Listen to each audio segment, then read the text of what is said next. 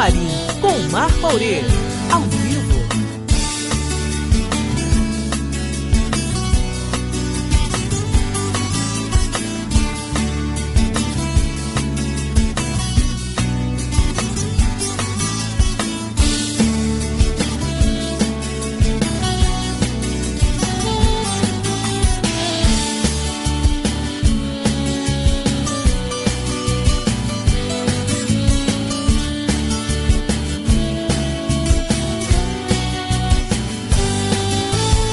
Camarim, onde você é convidado a entrar.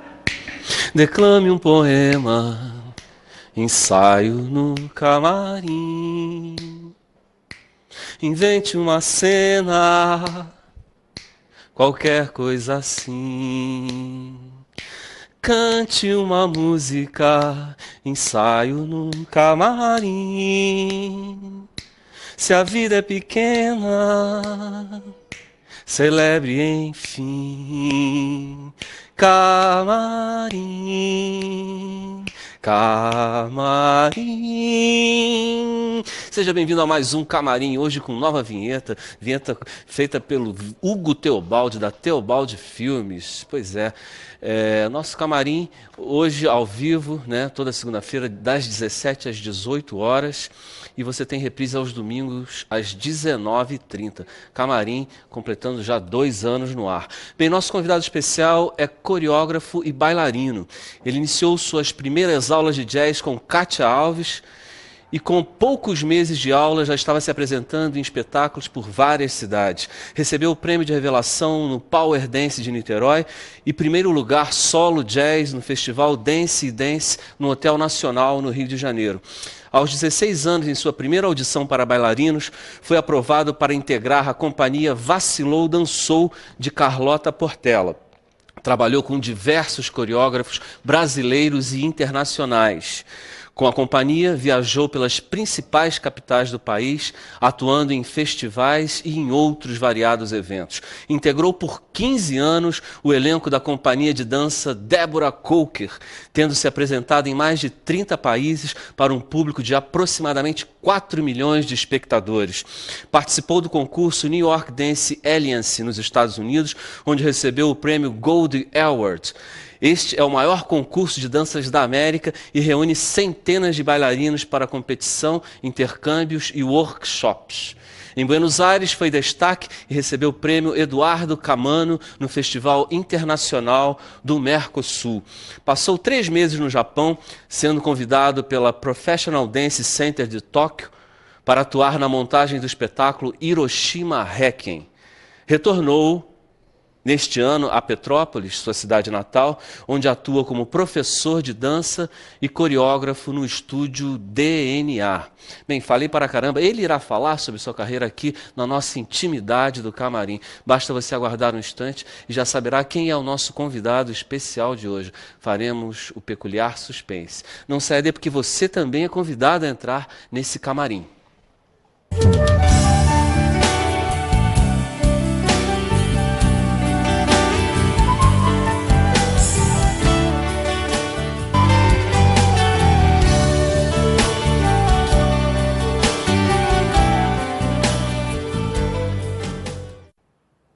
E você está no Camarim, que hoje conversa com o bailarino e coreógrafo Rodrigo Werneck. Rodrigo, seja bem-vindo ao Camarim. Muito obrigado pelo convite. Eu que agradeço. Muitos camarins pela vida? Graças a Deus, muitos camarins. Pé na estrada é camarim, com certeza. Não tem jeito, o né? refúgio do bailarino. É, né? Momento crucial. E o que é um camarim para você? O camarim é uma parte do palco, né? É o momento em que a gente ali se encontra com nós mesmos diante do espelho, encaramos os medos, não tem mais volta. Tá na hora de fazer a barba, tá na hora de fazer uma pele, uma maquiagem, ou uma maquiagem mais rebuscada, assim, né?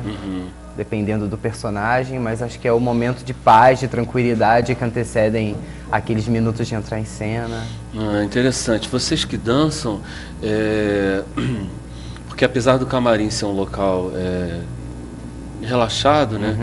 Vocês não podem estar muito relaxados, né? Totalmente, né? Tem um momento, né, de relaxar, né? acredito. Né? Primeiro, vocês tem um aquecimento que vocês fazem, óbvio, a questão do corpo, né? Geralmente a gente chega no teatro, né? Aí deixa as coisas no camarim e vai pro palco, ou para uma sala de ensaio, né? A gente retorna mesmo pro camarim os últimos 45 minutos antes de entrar em cena, né? E a gente tenta dar uma relaxada o máximo possível, mas depois toma aquele café para acordar, para dar um levante, um up, e vai para trás das cortinas para poder fazer uma energização, cena, né? E aquecimentos finais, e abriu a cortina. O músico e o ator, ele até pode dar umas passadas no camarim, né? O bailarino é mais complicado. Pode ser que sim, pode até ser. Tem camarim que você dá faz uma... Já. E tem os intervalos também, né? De um ato para o outro que a gente pode ficar no camarim. Assim, eu já quase perdi de entrar em cena por ficar um pouquinho mais no camarim. E tem o camarim pós-espetáculo, né? Que aí que é uma delícia. Aí é relax total. É uma delícia. Receber os amigos, pendurar as flores, as fotos. E aquela hora gostosa, quando tudo já terminou, que tudo foi bem, né? Que o espetáculo foi tudo bem. Aí a gente toma aquele banho relaxante, arruma as coisas. Alma lavada. Alma lavada e... toma um drink, uma cerveja para relaxar os músculos. E aí é a hora de partir para casa, para jantar e dormir. Isso aí. Vamos voltar lá atrás, né? O que te levou antes de fazer aula, querer fazer aula de dança? Foi Elvis Presley? Foi a Fred Astaire? Você teve essas influências? Como é que foi isso? Eu já acho que eu nasci dançando, na verdade, assim, que o que eu tenho memórias, assim, dos meus tios... Já estava no útero, você já estava dançando. Os meus tios me levavam para os botecos, assim, e se estivesse tocando alguma música, era aquele bordão de criança, dança, e eu estava sempre dançando. Então, desde que eu me conheço por gente, desde criança, eu tô nas rodas. Abriram-se rodas para mim muito cedo para eu poder dançar, né? Para poder entreter as pessoas. Então eu já tinha esse entretenimento desde criança. E quando criança eu queria brincar de teatrinho e logo tinha uma dança misturada, né? Então era aquela coisa mesmo, assim, talvez o médico brincou de médico quando criança. Eu brincava de teatrinho e brincava de dança e de espetáculos, de montar peça. Então sempre tive isso na dança. E aí com o fervor da lambada, né? Quando apareceu a lambada, aí eu comecei a dançar lambada com a garota mais popular da minha escola, a pedido de uma tia minha, porque ela queria participar de uma gincana para arrecadar fundos para construir a igreja do Roseral, que antes era numa capelinha de folha de zinco, né? Então tinha um terreno assim de barro vermelho, onde tinha um campo de futebol, e eles resolveram construir essa matriz do Roseral lá. Então teve essa gincana e minha tia falou, por que você não vai lá dançar lambada com a Graciane, que era a garota mais popular da escola, né? E eu disse, ela não vai querer dançar comigo. Não, eu vou falar com ela vai querer dançar sim com você. Aí, ela já era conhecidíssima já no meio. Ela dançava nas festas do colégio, da escola, então ela era minha ídola, sabe? Eu tinha uma paixão por ela, assim, platônica. Que legal. Eu até fui apaixonado por ela platonicamente, porque ela dançava. Porque ela era bailarina, então aquilo enchia os meus olhos. Então eu passei a dançar lambada com ela, nós ganhamos vários concursos pela cidade. Que maneiro. E aí isso foi o trampolim para eu começar a fazer aulas de jazz no Balé Moderno Cátia Alves. E ela foi importante na sua carreira? Foi muito importante. Muito importante porque ela abriu a porta da academia para mim, assim, as portas. Ela me ensinou os primeiros passos de dança, as primeiras funções do artista, a vida do artista como é. E quando eu já sabia um pouquinho a mais, ela me botou no Rio de Janeiro em uma companhia profissional. E eu não dei as costas para ela, pelo contrário, eu fiquei mais próximo ainda dela, da minha mestra.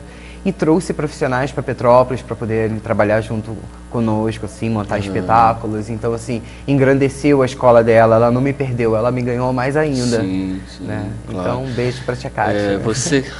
Você citou o Fred Astaire e o Elvis Presley. Eu achei tão interessante, porque o Elvis Presley tinha um trabalho de corpo fantástico, né, cara? Eu lembro de vê-lo nos filmes em preto e branco mesmo. Aquele movimento incrível. Com violão na mão, e eu segurava violão na mão, assim, sem saber tocar, e sacudia as minhas pernas, O Michael Jackson também foi uma febre na época. Também, né, como corpo, né? E a classe de Fred Astaire, né, dos musicais, eu sonhava em botar uma cartola na cabeça, uma bengala, e balançar a bengala, e dançar na chuva.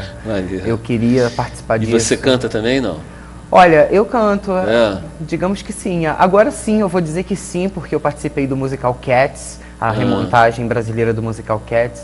Então, no dia que o maestro chegou para mim e falou: e você tá cantando, Rodrigo, você tá cantando, você já é um demônio dançando, e agora você tá cantando. Então eu falei assim, então agora eu vou dizer que eu canto. Isso, assumir. Porque geralmente os atores têm medo de dizer que dançam. E até os que bailarinos cantam também, cantam, exatamente, tem esse medo. Então eu tinha medo de dizer assim que eu canto. Eu gostava da minha voz, eu gostava de cantar.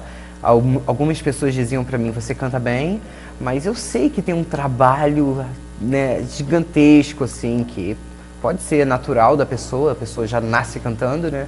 E existe muita técnica envolvida. Então, como eu não tenho essa técnica, como eu sei que existe uma técnica, porque eu busquei a técnica clássica da dança, né? E sei como é difícil, e sei como é difícil o canto, né? Mas é uma coisa que me fascina, assim, que me fascina muito.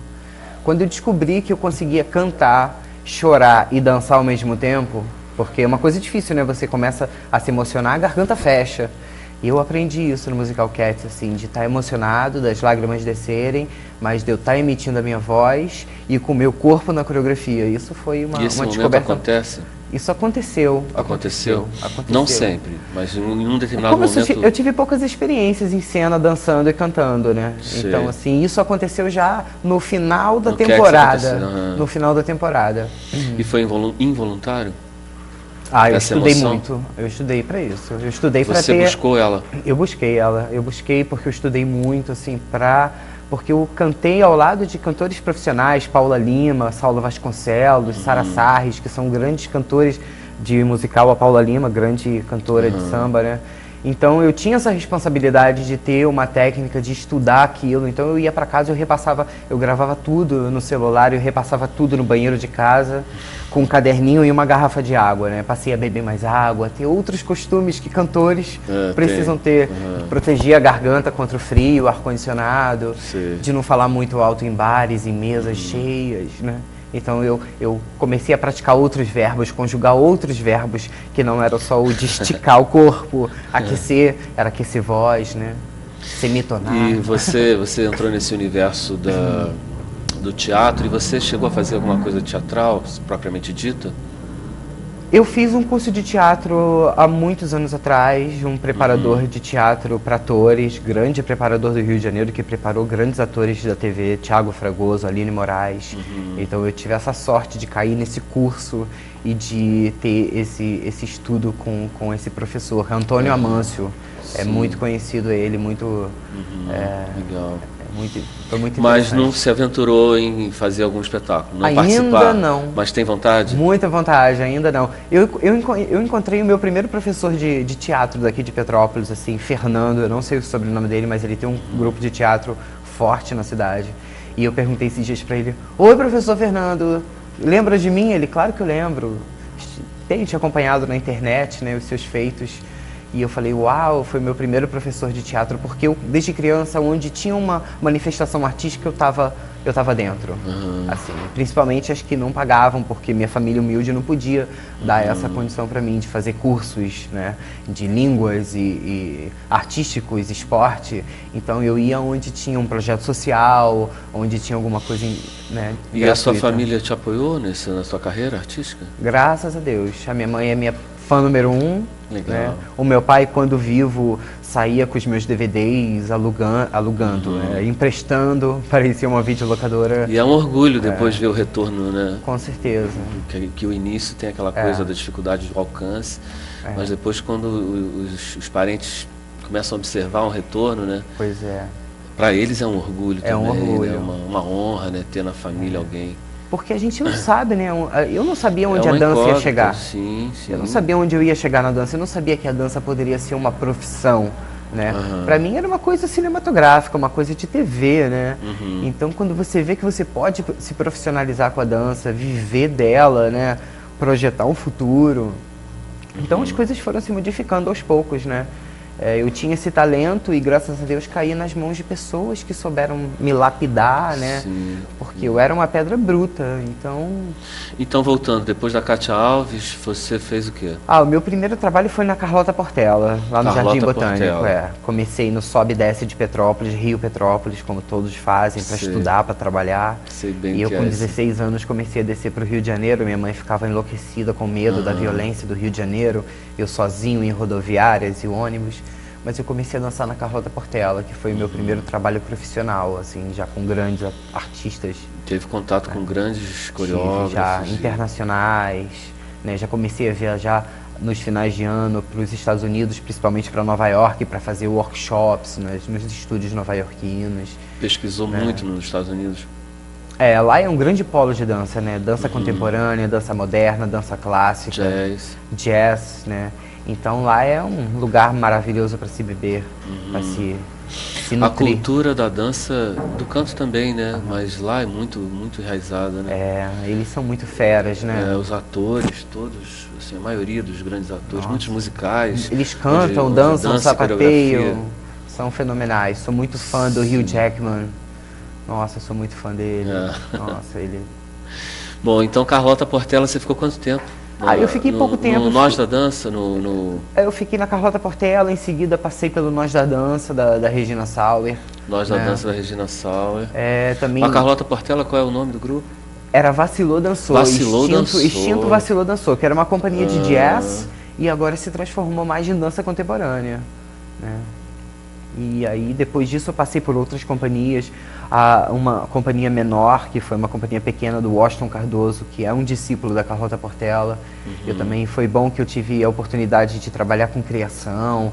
Era o típico espetáculo que você tem que botar a mão na massa, esticar linóleo, carregar refletor, ajudar a afinar, né? Esse ofício, né, que muitos atores e bailarinos passam, né? Até você encarar uma companhia top que você só... E esse ofício de contra-regragem, bater o escanteio e correr para cabecear, também é importante para a carreira, né? Muito importante, muito. Você depois pode exigir como se colocar um linóleo corretamente, porque você já passou por ali, né? Como você quer um figurino, né? Sim. Como você pensa na iluminação da sua coreografia.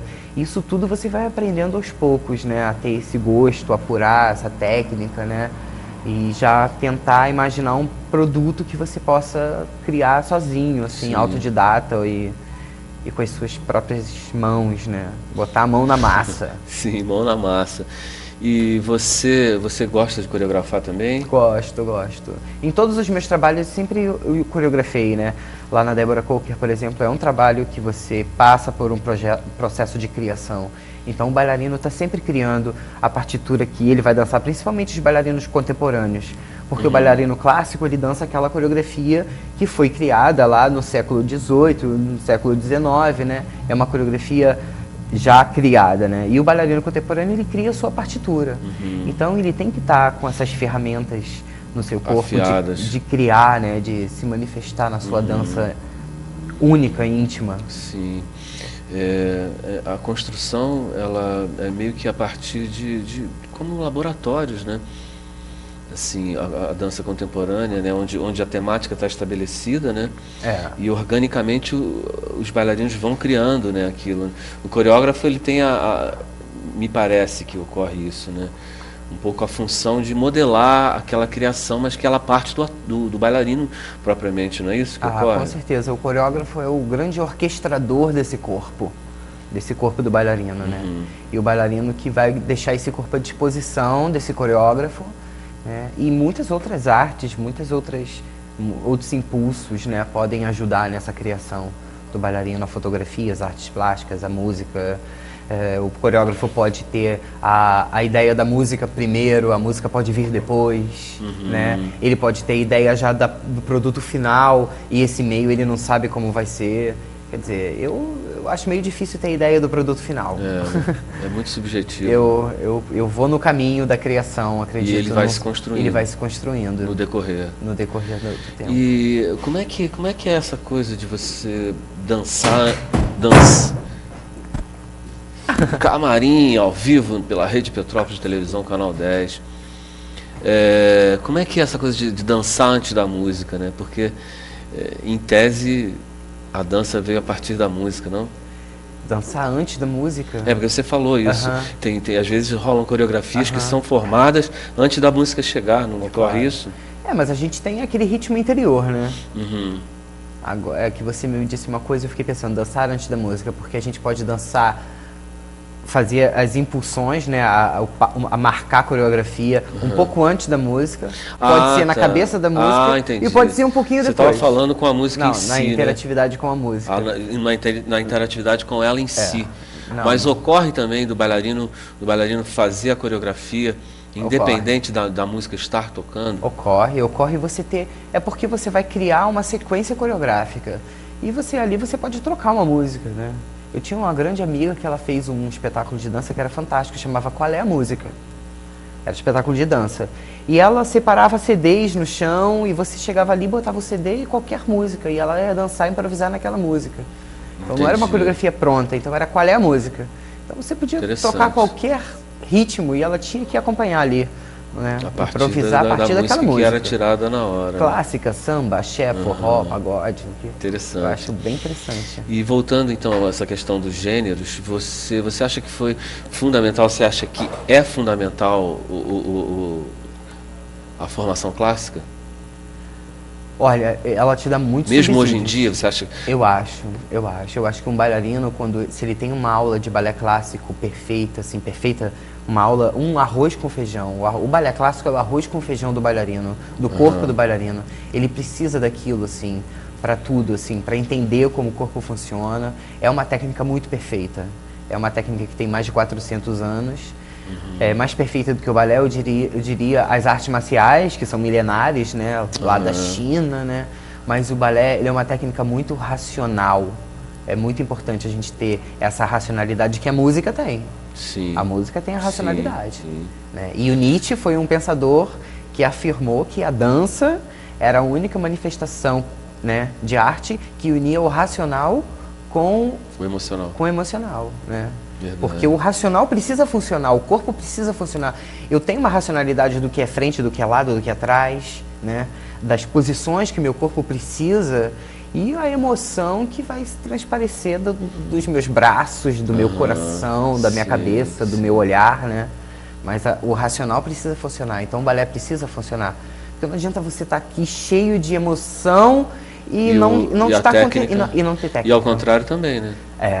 Técnica pura e fria, né? Quando tudo se amalgama, né? O Nietzsche, parece que foi o Nietzsche que disse que eu não acredito num Deus que não dance. O Nietzsche é maravilhoso porque ele graças a Deus, graças ao Nietzsche, nós temos muitas frases que envolvem a dança, né? Que tem esse carinho que ele tem, essa paixão pela dança. Que não acredito, né, num Deus que não tenha dançado. Pois é incrível isso, muito lindo isso. Ou tenha-se como perdido um dia que não se foi dançado. Sim. Esse eu levei um pouco de surra de ouvir essa frase. Como é que é? Porque, como você sabe, eu passei por um processo em que eu precisei me ausentar dos palcos, né? Eu tive um câncer, um linfoma muito agressivo no meu corpo. Não soube disso, não. Então eu tive que ficar esse momento meu da minha vida que eu não dancei, que eu fiquei em tratamento. Então aí eu lembrava do Nietzsche, nossa, diga-se que foi um dia morto, o dia que não se foi dançado. Então eu tive alguns dias de morte da minha dança, porque eu não dançava, né? E eu fiquei parado, acamado em tratamento com quimioterapia. Sofreu muito? Sofri bastante, né? Para o bailarino é muito cruel essa transformação que o tratamento de um paciente de câncer sofre, né?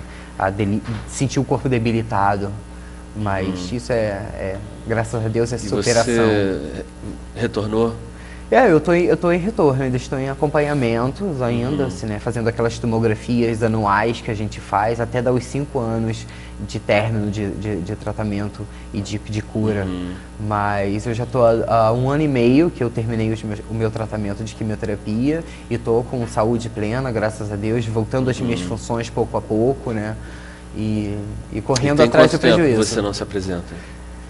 Há 2 anos exatos eu tive o diagnóstico da doença, mas eu tive a minha estreia aqui em Petrópolis no dia 16 de março, aniversário da cidade, e eu coreografei uma parte da festa de comemoração do aniversário da cidade. Foi na Praça da Liberdade. A reunião entre vários coreógrafos da cidade, do segmento de dança, dança de salão, danças urbanas, balé, jazz e dança contemporânea. E eu consegui agrupar alguns amigos bailarinos e alunos da cidade via WhatsApp, via Facebook. E nós nos apresentamos mais ou menos 60 pessoas que nos unimos na Praça da Liberdade, dançando uma coreografia bem enérgica, positiva e vibrante. Legal, simbólico. Marcando esse meu início Retornar da cidade, retorno. Natal é um renascimento também, né? Com certeza. Na sua cidade em que você nasceu. Com certeza. Eu acho bem simbólico. Rodrigo, antes de falarmos sobre, eu queria que você conte sobre a sua passagem na grande companhia da Débora Coker. A gente vai fazer um intervalo e volta já. Camarim faz uma pausa e retorna dentro de instantes conversando com o Rodrigo Werneck. Até já.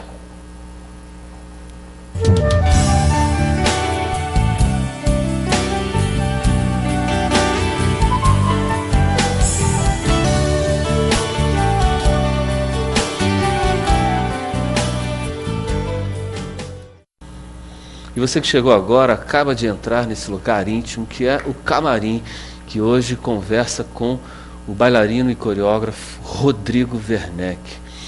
Rodrigo, então assim, a sua carreira gradativamente foi crescendo, né? Foi a ponto de você entrar na companhia, na tão decantada companhia da mundialmente famosa Débora Coker.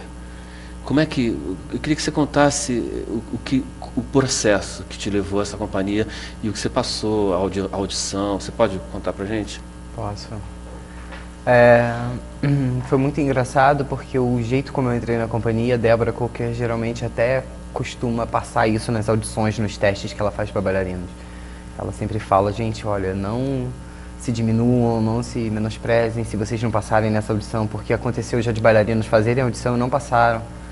Não passou e eu tenho até hoje. Então, assim, que legal. Eu fiz uma audição com a Débora Coker e não passei, tipo assim, passei despercebido. Eu acho que ela procurava um rapaz forte, alto, isso né, um biotipo, né? Também, biotipo influi muito. Mas eu tive a sorte de ter um professor da companhia que me viu em cena. Então, o professor da companhia dela me viu em cena. E comentou com a minha amiga que morava comigo ao lado, falou assim, nossa, mas esse bailarino é muito bom. E ela disse, pois é, ele fez teste para Débora Coker e não passou. Aí ele, não, mas eu vou levar ele para lá imediatamente. Aí ele marcou comigo, olha, eu quero marcar com você uma audição particular para você ir lá na Débora. Anteriormente tinha muitos concorrendo na audição? Tinha uns 35 mais ou menos. 35? Uns 35. Para quantos papéis? Para 2 lugares. Aí ela ficou com uns 12 mais ou menos. Durante 2 semanas testando esses 12 e não pegou nenhum desses 12. Nenhum dos 12. Aí esse professor me viu em cena e disse, vai lá na terça-feira, vamos lá na terça-feira e você vai fazer uma audição privada. Aí eu fiz a audição, eu lembro que a Débora Coker não teve muito tempo, que ela sempre muito atolada, cheia de coisas na cabeça. Ela falou, você pode voltar amanhã? Eu voltei no dia seguinte, ela falou, por favor, você pode voltar mais uma vez, que eu ainda não consegui te observar. E eu falei, ok, mas eu tô em temporada com o espetáculo, eu posso ficar durante o ensaio e eu preciso sair mais cedo para dançar. Ela, aonde você está dançando? Aí eu disse o teatro que eu estava dançando, ela, eu vou lá te assistir. Aí eu nem fiquei nervoso assim de estar dançando e a Débora Coker na plateia me assistindo, mas ela foi me assistir, graças a Deus foi um bom espetáculo. E do lado de fora, eu tava com a Regina Sauer, dançando um espetáculo da Regina Sauer. Lembra com o nós teatro? da dança, no Teatro Delfim. Delfim. Ali no Maitá. Aí eu lembro que na porta do teatro a Débora Coker disse, leva a sua carteira de trabalho para lá, a gente conversa segunda-feira. Então aí, eu trabalho com ela há 15 anos, né? Já 15 anos que eu participei de todos os processos de criação dos espetáculos dela. As primeiras empreitadas da Débora Coker no exterior, né? O nosso primeiro espetáculo em Londres. E aí eu fiz audição para a companhia e já comecei a trabalhar sem parar, né? Assim, 100 espetáculos por ano. Aquela coisa de viajar para todas as capitais do Brasil, espetáculos no exterior, com lotação esgotada, né? E eu viajava me sentindo num time de futebol, assim, viajava me sentindo brasileiro. Eu lembro que eu fiquei super emocionado em Londres, na minha primeira temporada com a Deborah Coker, que alguém hasteou uma bandeira brasileira no fundo da plateia. Então eu me senti olímpico, assim, sabe? Sei. Aquela coisa de você se sentir, você está saindo do seu país, né? Que honra, você está saindo do seu país para trabalhar num outro país, aí vem os brasileiros, botam aquela bandeira, você fica... no auge da carreira, à toa, né? Imagina. Emoção. Imagina. Você conheceu o Tony Platão também? Não? Conheço o Tony Platão, adoro o Tony Platão, grande queridíssimo. Figura, né? Muito meu fã, também sou muito fã dele. Grande cantor. Grande cantor. Tricolor doente. Tricolor, como meu pai, doente. Você torce para algum time? Olha, eu nasci tricolor. Virou Flamengo. Virei Flamengo porque... As pessoas evoluem. Não, mas eu virei... porque naquela década de 80, né? 80, o Zico ecoava, né? Era Zico, Mengo. Eu acho que eu aprendi a falar... Quando você foi pro Japão, o Zico estava jogando lá, não? Por acaso? Não? Eu não lembro, eu não me lembro. Você foi com que? Foi em 98. Eu sei que o Senna tinha acabado de morrer, tinha uns 3 anos que o Senna tinha morrido. Eu lembro do falecimento do Senna. Você ficou quanto tempo no Japão? Eu fiquei 3 meses no Japão. Nunca havia comido comida japonesa na minha vida. E não falava inglês, arranhava o inglês e não falava nada em japonês, obviamente, né? Hoje em dia eu arranho algumas coisinhas assim, elegantemente, só pra... Tipo o quê? Tipo, bom apetite, por favor, aonde é, como vai, boa noite, boa noite. Bom apetite, como é que seria? Itadakimasu. Itadakimasu? Itadakimasu. Bom isso. Eu gosto muito de comida japonesa. Eu vou para um restaurante japonês e eu uso tudo que eu sei. O itadakimasu, que é bom apetite. Se a comida está gostosa, você fala oishi. Tem um antes? Tem um. Tem. Japonês tem. Tem que ter essa sonância, tem sempre uma espera, né? Interessante.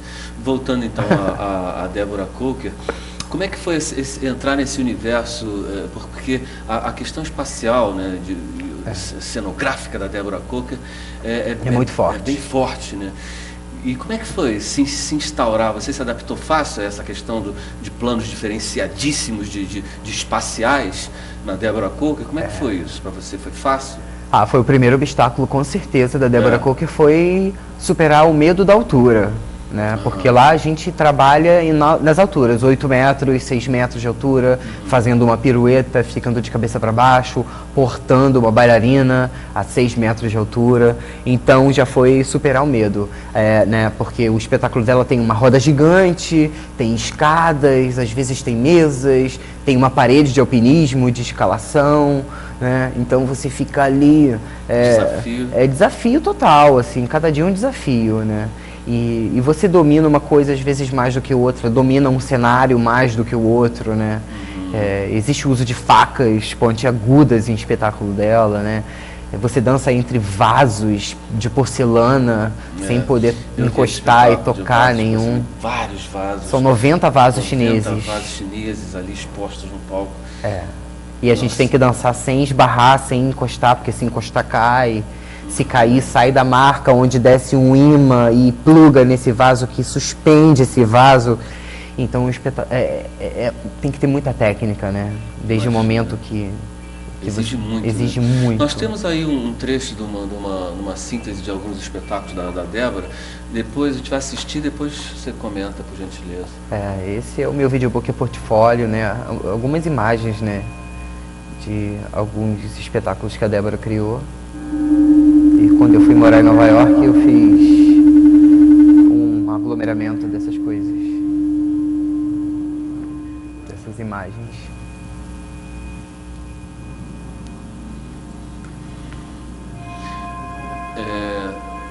São de vários espetáculos? São de vários espetáculos. Esse espetáculo é o Nó, que a gente usa cordas. Famoso espetáculo. É uma imersão no mundo do sadomasoquismo, do desejo, né? De ser domado e domar, de ter a posse, dominação, submissão. Você vê que eu amarro a bailarina, né? Domo ela, é um contrato, né? Aí esse é um contrato, né? Sim, com consensual. É o consensual, não tem dor, só tem prazer. Sim. Se tiver dor, é consensual. Sim. Esses são os vasos chineses do espetáculo 4x4, que era uma imersão no universo das artes plásticas. A Débora tá ali dançando? Passou? Dança com a gente também.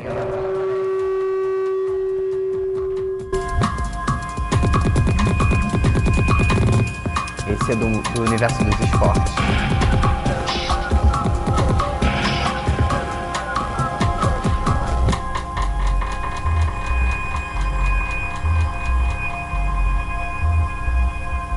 Esse é qual?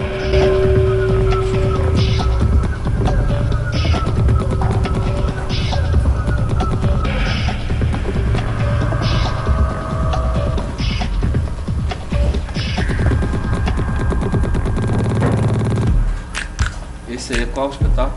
Esse é o 4x4 também. Esse é uma obra do Cildo Meirelles, um cenógrafo, né? Um artista plástico fantástico. Esse é Vitor Arruda, que também é uma pintura do chão, é uma pintura na parede. Cenário.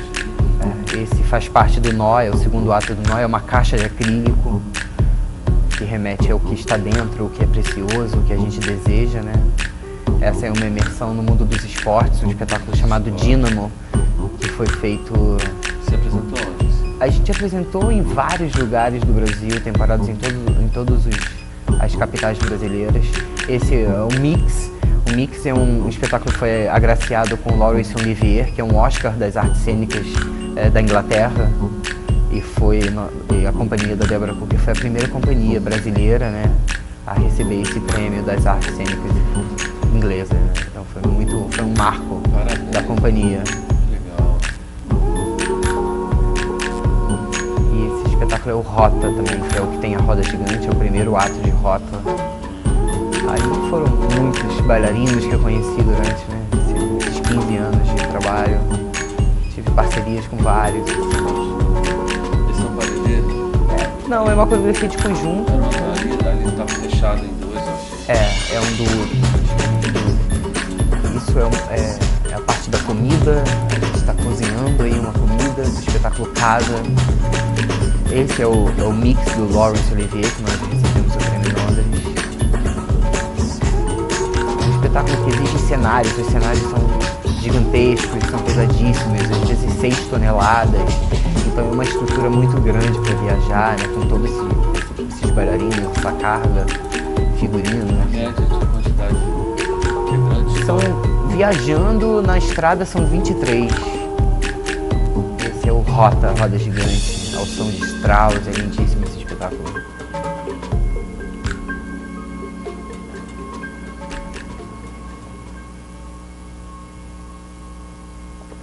Acabou. Parabéns, Rodrigo. Pô, realmente é um portfólio incrível. Obrigado. Fantástico mesmo. Falta muita coisa. Falta muita coisa. Para sintetizar. Faltam muitos espetáculos ainda. Pretendo estar preparando esse material, né, para guardar, né, porque fica para prosperidade. Hoje em dia com a internet a gente pode postar tudo, né, e ter esse arquivo digital maravilhoso. Imagina, a gente vai fazer o último intervalo, o Camarim faz o último intervalo de hoje e volta já, continuando o nosso papo com o Rodrigo Werneck. Até já.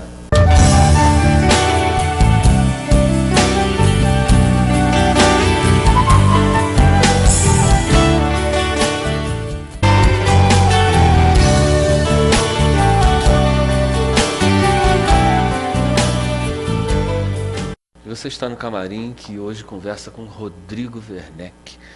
Rodrigo, tem um momento da sua carreira que pelo seu currículo assim, parece que foi um momento emocionante. Queria que você falasse sobre a sua participação no Festival de Joinville e o que antes era para você vir a esse festival, a se apresentar, né? O querer, o desejo. O Festival de Joinville, hoje em dia é o maior festival, dizem que do mundo, né? É mesmo? De dança? Maior festival de dança do mundo. Certamente, então, da América, com certeza. Com certeza. Porque a Kátia Alves, por exemplo, ela participou do 3º Festival de Joinville. Eu acho que agora eles já estão de número 25, 28, por aí. Então eu ouvi via muito isso das antigas bailarinas. O Festival de Joinville é o máximo. O que é muito legal a gente viajar de ônibus, e é muita zoeira no ônibus, e os alojamentos, e as apresentações, e a premiação. E é um festival que você precisa mandar uma fita com antecedência para ser aprovado, né? E eu lembro que eu estava com a Deborah Coker em Londres, em temporada, e eu ficava dizendo para os bailarinos, na volta a gente vai para Joinville. E todo mundo dizia, Rodrigo, mas que raio que você fica falando de Joinville o tempo inteiro aqui em Londres. Você está aqui em Londres falando de Joinville, porque vocês não conhecem Joinville, gente. Vocês não sabem quantos bailarinos se encontram naquele festival. E nós abrimos a noite no Carl Hansen, que hoje em dia parece um ginásio de futebol, né? Esse teatro de Joinville, que foi um teatro construído para a dança. E nós abrimos a noite, foi a abertura e ainda não tinha cadeiras, né? Então o público ainda estava em pé, né? ainda não tinha assentos no teatro, estava em construção. Então nós dançamos naquele frio, então tinha aquela névoa, sabe, do frio, né? Aquele russo, Santa né? Catarina. Aquele fog que aqui em Petrópolis tem também. E nós dançamos com o público ovacionando a gente, todos os movimentos da roda gigante, o público se manifestava.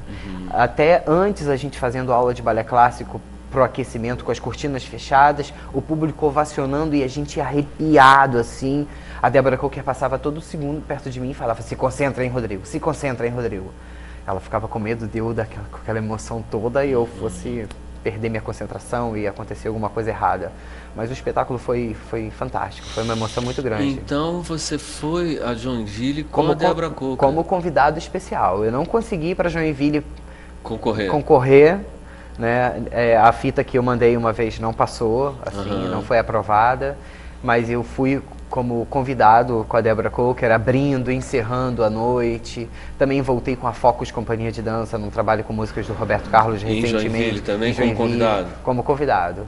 Aí eu costumo dizer... Voltou num plano superior, né? Voltei. E eu costumo dizer que é o único festival que eu passeio com o meu crachá, assim, feliz, que eu tenho orgulho de botar o crachá e andar com aquele crachá, não por ser de convidado especial, mas porque é muito legal você ter o crachá. A vibe do festival. A vibe. É que com crachá você entra em boates de graça, você tem desconto em restaurante. Acessos. Então é fantástico, é um mundo, é um sonho. Para quem é bailarino, tem um sonho de voltar a Joinville, e eu tenho sonho de voltar a Joinville, e meu próximo objetivo é conseguir o quadradinho, a Calçada da Fama, né, que tem a Calçada da Fama em Joinville. Ah, é? Tem um espaço lá que tem os tijolinhos no chão das pessoas que receberam prêmios de premiação de primeiro lugar. Não, é só uma estrela com o nome da pessoa. Então, meu próximo passo é conseguir um trabalho que vá para Joinville e ganhe esse quadradinho da fama em Joinville. É meu próximo. Eu quero levar os meus alunos, né, que eu posso receber esse prêmio como melhor coreógrafo, como melhor coreografia, melhor escola de dança, né? E se Deus quiser, eu estou trabalhando para isso. Eu quero estar na Calçada da Fama de Joinville brevemente. Estará, com certeza. Torço para isso.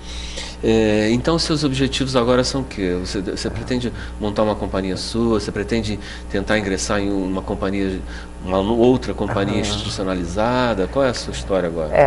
Aos poucos, né? A companhia é o resultado das aulas, né?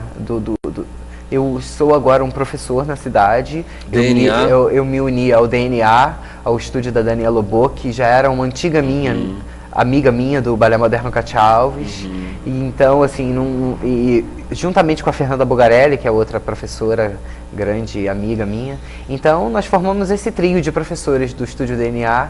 Então é com muito orgulho que eu volto à cidade e trabalho entre amigos, né? Você está residindo em Petrópolis ou no Rio? Meio a meio. Lá e cá? Antes eu dizia que eu era de Petrópolis e ficava descendo e subindo. Hoje em dia eu subo e desço. Eu tô lá no Rio, moro no Rio de Janeiro. Tem residência lá? Já tenho residência lá. Mas a minha família, né, os meus familiares são daqui de Petrópolis, então eu sempre venho visitá-los e agora tenho passado a maior parte do tempo aqui em Petrópolis. Você não dorme na rua, né? Pois é, eu tô cansado, um pouco cansado assim do Rio de Janeiro, dessa turbulência do Rio de Janeiro. Além de ser já um desejo meu voltar para minha cidade, já há muito tempo, há muitos anos que eu gostaria de voltar, que eu tinha esse plano de voltar para minha cidade. O Rio de Janeiro tá complicado, né? Muito trânsito. Muito assalto, né? Eu Muita moro em São violência. Conrado, então eu sou um cidadão que estou ultimamente andando por São Conrado com medo, né? Sim. Dos últimos episódios que aconteceram. E não quero também preocupar a minha família, né? Minha mãe que fica aqui achando que o Rio de Janeiro está em arruaças, mas a cidade... Eu amo Petrópolis, eu sou um petropolitano muito convicto das minhas raízes. E é belíssima essa cidade, belíssimo. né? E a segurança é incrível, né? E é realmente preciso sair de Petrópolis, conhecer outros lugares para você dar valor à cidade que a gente tem, né? Que é uma cidade linda, assim. Linda. Qualidade de vida fantástica. A arquitetura linda, o ar puro. É muito bom você passar pela rua e encontrar alguém que você estudou no primário, no ginásio, né? Seus professores da escola, vizinhos. E todas as pessoas que até hoje seguem, né, a minha carreira, né, que seguem os meus passos, seguem literalmente os meus passos. Que legal. E para encerrar, o que você diria para aquela pessoa que está querendo, vamos dizer, se profissionalizar em dança, né? Tanto bailarino quanto bailarina. Talvez bailarino seja mais difícil, não? Para homem? O homem, ele tem muitas vantagens na dança, nossa. Porque tem menos? Porque eu nunca paguei um workshop, a não ser fora do Brasil, mas no Brasil eu sempre ganhei bolsas, né? O bailarino talentoso, o homem que decide dançar, ele tem muita ajuda, né? Ele é o bendito e o fruto entre as mulheres. Então ele ganha bolsas com facilidade, né? E... é mais paparicado do que as meninas. Né? E o que você diria para essas pessoas que estão querendo se profissionalizar? Eu diria que elas têm que fazer aula, elas têm que buscar aonde tem essas aulas. O bailarino não para de estudar nunca, né? Ele não para de estudar nunca, ele não pode parar em nenhum momento. Ele nunca vai perceber o ápice dele, o auge, ele só vai perceber depois que ele passar pelo auge. Ele não vai sentir o auge dele. Então você tem que estar sempre se nutrindo. O conhecimento não termina nunca, assim como o da música, né? Você tem que estar estudando sempre, estar se atualizando. E acontece uma coisa um pouco chata em Petrópolis, é que os bailarinos daqui precisam sair da cidade para se profissionalizarem, né? Ao contrário de muitos médicos e profissionais da saúde e qualquer outro ramo, que vem para Petrópolis para estudar nas suas universidades, né? Eles vêm para Petrópolis para conseguir essa profissionalização. Agora, o artista petropolitano, infelizmente, a cidade fica pequena para o talento dele, e ele precisa sair da cidade para se profissionalizar, né? Então, precisa ir nos grandes estúdios mesmo, assim. Mas eu tô de volta à cidade, dando a minha aula de dança contemporânea. Seja bem-vindo. Né?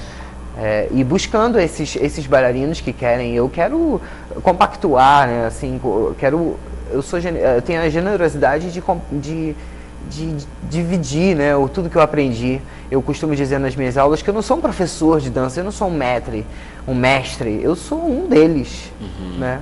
E eu tô ali, dou a minha aula de dança em círculo, que eu acho uma forma mais fácil de você corrigir os alunos e se dividir, se desprender do seu corpo e ofertar essa dança que eu há tantos anos venho trabalhando. Beleza, Rodrigo, muito obrigado. Muito obrigado. Mais sucesso ainda na sua carreira. Para nós. Obrigado. Muito obrigado. Então, Camarim fica por aqui. Hoje conversou com Rodrigo Werneck, bailarino e coreógrafo. E temos reprise domingo desse programa às 19h30. Pela Rede Petrópolis Televisão, Canal 10. Depois o programa vai para o YouTube, youtube.com/Camarim Programa. Muito depois você vê os programas anteriores nesse portal da internet. Um grande abraço e até a próxima segunda-feira.